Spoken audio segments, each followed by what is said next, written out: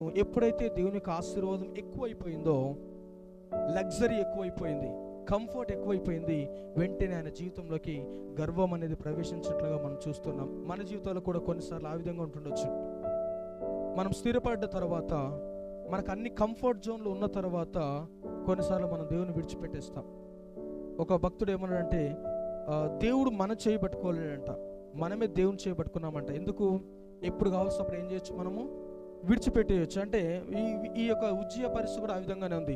ఎప్పుడైతే ఆయన 16 ఏళ్ల ప్రాయంలో ఉన్నప్పుడు రాజు అయ్యాడు, అతనికి ఏమీ తెలియదు.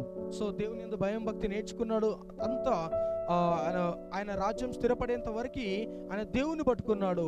ఎప్పుడైతే ఆయన స్థిరపడ్డాడో, ఎప్పుడైతే ఆయనకు ఆశీర్వాదం ఎక్కువైపోయిందో, వెంటనే దేవుని ఏం చేసినాడు, ఆయన విడిచిపెట్టేసి చివరికి గర్వం అనేది తన జీవితంలోకి వచ్చింది. నిజంగా గర్వము చాలా డేంజర్.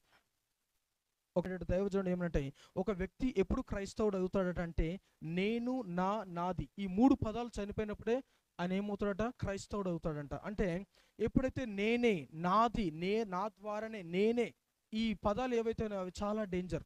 అదే మన జీవితంలోకి గర్వాన్ని తీసుకొస్తాయి. మన నాశనానికి ముందు ఈ మాటలే పలుకుతారు చాలా మంది.